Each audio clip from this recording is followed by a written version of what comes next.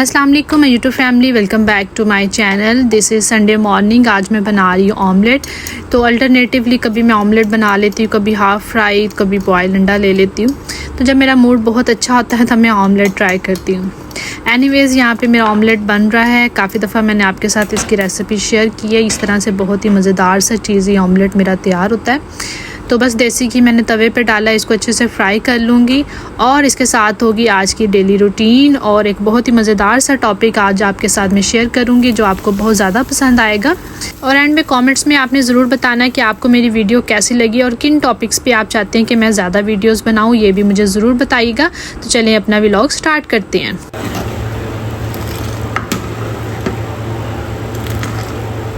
हमारी ज़िंदगी में बहुत सारी चीज़ें जो है हमारे इर्द गिर्द रूनुमा हो रही होती हैं। कुछ हमारी मर्ज़ी के मुताबिक होती हैं, कुछ हमारी मर्ज़ी के ख़िलाफ़ होती हैं।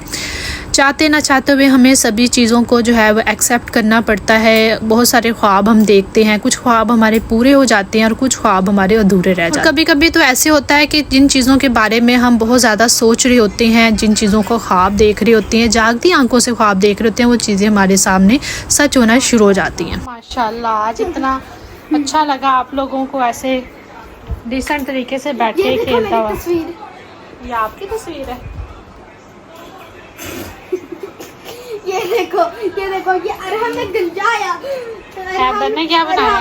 मैं गंजा हूँ। सही में आप इधर फोन पे रिकॉर्ड कर रही है। आपने क्या बनाया? मैं भी वही बना रहा हूँ।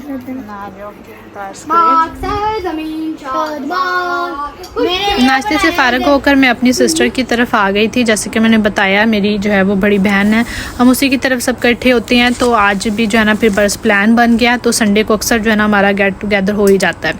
तो ये हादी अपनी कज़न्स के साथ बैठा था। आज बड़े ही तरीके सलीके से जो है ना बैठ के ये ड्राइंग कर रहे थे। अदरवाइज़ इन्होंने पूरे घर में उधम मचाया होता है। जब ये सब मिल जाते हैं कज़न्स आपस में तो खूब जो है ना फिर ये शोर शराबा करते हैं। बहरहाल यहाँ पे सिस्टर ने बनाया था बड़ा ही मज़ेदार सा चिकन पुलाव और उसके साथ रायता और सैलड। फिर दो बहनें मेरी और भी आ गई थी, फिर सब ने मिलकर जो है वो खाना खाया। तो बड़ा अच्छा टाइम हमने स्पेंड किया। सारा दिन तकरीबन मैं इधर ही थी। फिर मगरिब के टाइम पे मुझे जो है मेरे हस्बैंड लेने के लिए आ गए थे, फिर मैं घर चली गई। और ये रात का टाइम है। रबीउल अव्वल का चांद चूँकि निकल आया, आज 4 या 5 तारीख थी इसकी और माशाल्लाह से बड़ा ही प्रोमिनेंट नज़र आ रहा था। रात के वक्त अक्सर जो है अपने गैराज में आ जाती हूँ। यहाँ पे आके मैं थोड़ी बहुत वॉक कर लेती हूँ और पौधों को देखना, उनके साथ जो है वो बातें करना, उनके साथ टाइम स्पेंड करना मुझे बहुत ही ज़्यादा अच्छा लगता है। जब भी मुझे फ्री टाइम मिलता है मैं ज़रूर आकर यहाँ पर थोड़ा टाइम स्पेंड करती हूँ। कुछ भी हमें काम दे दिया को तो सारा काम करते रहती हो, है ना। काम तो है, चलिए कर ही लेते हैं। इतने काम तो चलो जी।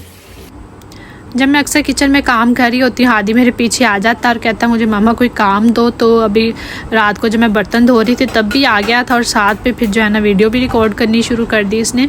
एनीवेज ये है नेक्स्ट डे यानी कि मंडे मॉर्निंग। आज मैं बनाऊंगी दाल घिये का सालन, इसके साथ तड़के वाले चावल। ये मेरे घर में बहुत ज़्यादा पसंद किए जाते हैं, बड़े शौक से खाए जाते हैं। आखिर क्या वजह है कि कुछ ख्वाब हमारे पूरे हो जाते हैं और कुछ ख्वाब हमारे अधूरे रह जाते हैं। जिस चीज़ को हम बड़ी शिद्दत से चाहते हैं ना, उसके बारे में सोचते हैं और उसके बारे में प्लान बनाते हैं, जागती आंखों से उसको जो है वो सोच रहे होते हैं। और वो क्या होता है कि उस चीज़ की एनर्जी जो है ना वो हमारी तरफ अट्रैक्ट होना शुरू हो जाती है। ये सब कुछ मुमकिन होता है लॉ ऑफ अट्रैक्शन की वजह से और पावर ऑफ थिंकिंग की वजह से। आपको सुनने में अजीब लग रहा होगा कि ये चीज़ें आखिर है क्या। दरअसल होता क्या है कि जैसे कि मैंने बताया, हर चीज़ एक ख़ास एनर्जी रखती है। जब हम चीज़ों के बारे में सोचना शुरू कर देते हैं और उसके जो है वो पूरा करने के लिए जो है वो हम एफ़र्ट्स करते हैं, कोशिश करते हैं। ये बात तो आपने सुनी होगी, जब आप किसी चीज़ को शिद्दत से चाहते हैं तो पूरी कायनात उसको मिलाने में लग जाती है। ये बेसिकली लॉ ऑफ अट्रैक्शन की वजह से मुमकिन होता है। आपको समझाने के लिए मैं बता देती हूँ कि लॉ ऑफ अट्रैक्शन बेसिकली कैसे वर्क करता है। हमने जब भी ज़िंदगी में कोई जो है वो कामयाबी हासिल करनी है या कोई भी आपने अपना टारगेट सेट किया है, कोई अचीवमेंट आप हासिल करना चाहते हैं, मिसाल के तौर पर आप एक कार लेना चाहते हैं, उसके लिए आप ख्वाब देखते हैं और आप क्या करते हैं कि कोई आपने मॉडल पसंद कर लिया है, उसको अपने ख्यालात में लाकर उसको रोज़ आप अज्यूम करते हैं और ये तरीका आप मुसलसल कई हफ्तों कई महीनों तक दोहराते रहते हैं। फिर आप उसके लिए जो है वो एफ़र्ट करना शुरू कर देती हैं उस ख्वाब को सच करने के लिए, और उसके साथ पूरी तौर पर आप फोकस रहते हैं। तो क्या होता है कि उसकी एनर्जी जो है वो आपकी एनर्जी के साथ मिलना शुरू हो जाती है और वो चीज़ अल्टीमेटली आपको मिल जाती है। जब हम चीज़ों को शिद्दत के साथ जो है वो चाहते हैं और उनको करने का इरादा रखते हैं, फोकस रहते हैं, तो जो हमारी पावर ऑफ थिंकिंग होती है, हमारी जो पावर ऑफ इमोशन होती है, सारी इमोशंस मिलकर, हमारी जो है वो सारी एनर्जीज़ मिलकर जो है वो चीज़ें जो है ना अट्रैक्शन उनके अंदर पैदा होना शुरू हो जाती है। आज मैं आपके साथ शेयर करूँगी कि किस तरह से आप पावर ऑफ अट्रैक्शन को इस्तेमाल करके अपने ख्वाबों को सच कर सकते हैं, अपनी ज़िंदगी में सक्सेस हासिल कर सकते हैं। छोटी से छोटी और बड़ी से बड़ी चीज़ किस तरह से हासिल कर सकते हैं। आज स्कूल से आ गया है, कैसा रहा आज का हादी का दिन? बिल्कुल बहुत अच्छा था और बहुत स्पीड फास्ट था। फास्ट था? Why fast? क्योंकि मामा जितनी फास्ट हम आज गेम्स तो थी है फोर्थ, लेकिन आज गेम्स में हमने इतना फास्ट करा है ना, मैं आता हूँ एक बार पकड़ी इधर पकड़ेंगे उधर फेंकी उधर फेंकी, दो सर्कल में गेम खत्म हो जाती है। यहाँ पे हादी भी स्कूल से आ चुका था और आते फिर इसकी बातें शुरू हो जाती हैं, फिर फ्रेंड्स की गपशप और स्कूल की जो भी एक्टिविटीज़ होती है वो फिर बताना शुरू हो जाता है। बहरहाल अपने टॉपिक पर आते हैं, तो आपने जो है वो एक कॉपी पेंसिल ले लेनी है और आपने जो है ना सबसे पहले उसके ऊपर लिखना है अपना ख्वाब, अपना टारगेट, अपनी जो भी अचीवमेंट आप ज़िंदगी में जहाँ भी पहुँचना चाहती हैं ना, जो भी चीज़ें हासिल करना चाहते हैं, अगर एक से ज़्यादा चीज़ें हैं तो वो उसको भी लिख लें आप। दूसरी चीज़ लिखनी है आपने टाइम के, वो चीज़ें आपको कितने साल में हासिल करनी है, 5 साल में, 10 साल में, और अपना जो है वो प्लान आपने बनाना है। और फिर आपने सोचना है उस चीज़ को कि जो चीज़ें आपने 5 साल के लिए प्लान की हैं उनको आप 1 साल में या 2 साल में कैसे हासिल कर सकते हैं। तो ये सारा थिंकिंग प्रोसेस आपने अपने अंदर बिल्ड अप करना है और फिर जो है ना देखते देखते देखें आपके कितने ख्वाब सच होना शुरू हो जाएंगे। आप जो है पावर ऑफ थिंकिंग को इस्तेमाल करके उस चीज़ के ऊपर फोकस रहकर अपने बहुत सारे ख्वाबों को सच कर पाएंगे। जैसे कि मैंने शुरू में बताया, हर चीज़ के अंदर एक एनर्जी होती है, इसी तरह से आपके ख्वाबों की भी एक एनर्जी होती है। आपने जो भी अपने इरादे किए हैं, प्लान्स बनाए हैं, ख्वाब देखे, आपने किसी के साथ उनको शेयर नहीं करना।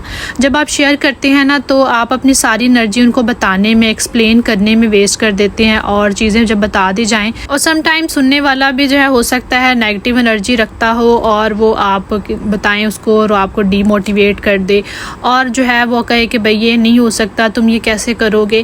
क्योंकि हमारा जो सिस्टम है ना, हमें बचपन से ये चीज़ सिखा दी जाती, भाई तुम नहीं कर सकते, ये कैसे होगा, ये तो बहुत मुश्किल है।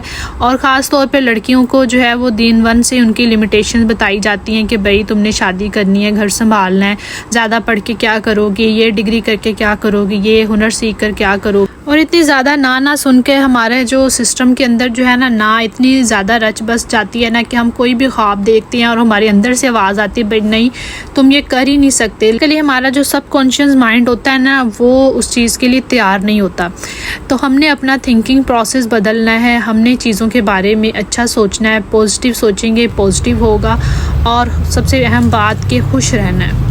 जब आप खुश रहती हैं ना, आपके इर्द गिर्द के लोग भी पॉजिटिव एनर्जी कैच करते हैं, आपके घर का माहौल खुशगवार रहता है और आप जो है वो खुलकर सोच सकते हैं। जब घर का माहौल जो है वो उसके अंदर तनाव हो, घर में आपकी जो है वो झगड़ा चल रहा है, नेगेटिविटी है, तो आपकी जो थिंकिंग प्रोसेस है वो भी इफ़ेक्ट होना शुरू हो जाएगा।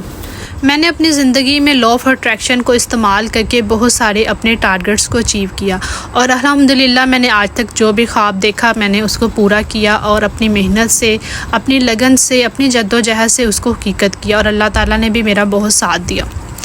तो अगर आपकी नीयत साफ़ है, आपके इरादे पक्के हैं, आप फोकस हैं अपनी मंजिल पर पहुंचने के लिए, तो दुनिया की कोई ताकत आपको जो है वहां पर पहुंचने से नहीं रोक सकती। यहाँ पे मैं साथ ही साथ बताती चली जाऊँ कि आज मेरा ग्रोसरी का डे था, क्योंकि मैं वीकली बेसिस पे ग्रोसरी कर रही होती हूँ। तो बस फिर मैं आ गई थी हादी को स्कूल भेज के, फिर पीछे से तो बड़ा ही रिलैक्स रहता है, सुकून से बच्चों को स्कूल भेजें और पीछे से आराम से ग्रोसरी करें, घर के काम करें।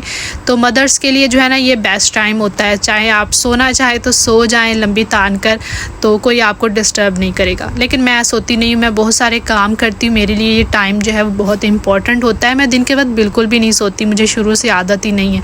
मुझे काम करना बहुत ज़्यादा पसंद है। मैं समझती हूँ कि मैं जब काम करती हूँ ना मैं बहुत फिट रहती हूँ, हेल्दी रहती हूँ। आजकल की जनरेशन को ना पर्सनली बताऊँ कि पता ही नहीं होता उनका जो है वो ज़िंदगी का मकसद क्या है, उन्होंने क्या हासिल करना है, कहाँ पहुँचना है।